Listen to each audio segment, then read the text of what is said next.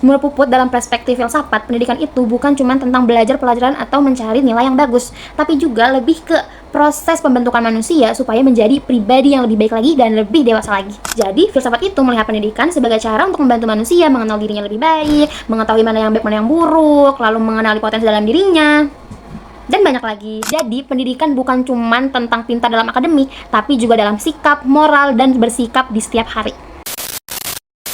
Hubungan antara pendidikan, manusia, dan pendekatan karakter itu sangat dekat. Manusia adalah subjek pendidikan, sedangkan pendidikan menjadi proses yang membantu manusia berkembang. Dari pendidikan, seseorang belajar disiplin, jujur, bertanggung jawab, menghargai orang lain, dan memiliki empati. Pembentukan karakter juga sering terjadi lewat hal-hal yang sederhana. Contohnya ketika guru mengajarkan kejujuran waktu ujian, orang tua mengajarkan sopan santun, dan lingkungan sekolah membiasakan disiplin dan menghormati orang lain. Nah, oleh karena itu, pendidikan sebenarnya membentuk cara seseorang berpikir, bersikap, dan bertindak dalam kehidupan sehari-hari. Jadi, bisa dibilang pendidikan ini punya peran yang sangat penting dalam membentuk manusia yang bukan hanya cerdas tapi juga memiliki karakter yang baik.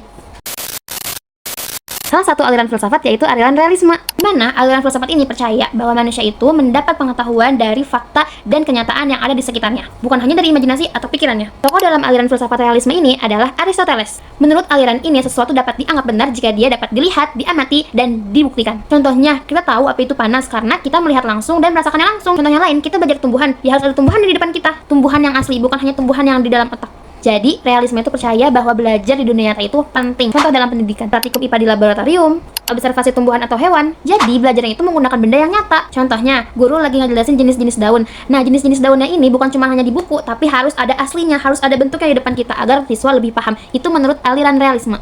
Penerapannya di zaman sekarang itu bisa jadi study tour atau menjadi kegiatan praktik pembelajaran berbasis eksperimen. Menurut Puput ya, aliran realisme ini sangat membantu siswa atau pelajar lainnya dalam memahami suatu pelajaran karena mereka melihat langsung dan praktik langsung. Jadi itu bisa membuat mereka lebih cepat paham.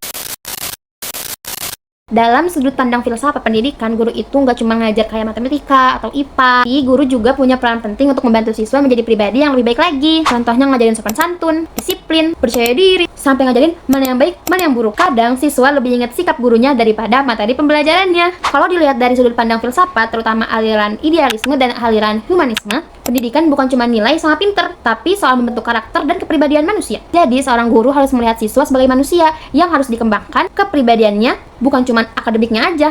Karena seorang guru akan mempengaruhi cara berpikir dan berperilaku siswa lewat nasihat, sikap, dan contoh yang diberikan sehari-hari. Makanya, guru punya peran penting, bukan cuma sebagai pengajar, tapi sebagai pembimbing, teladan, dan pendidik karakter. Arigato.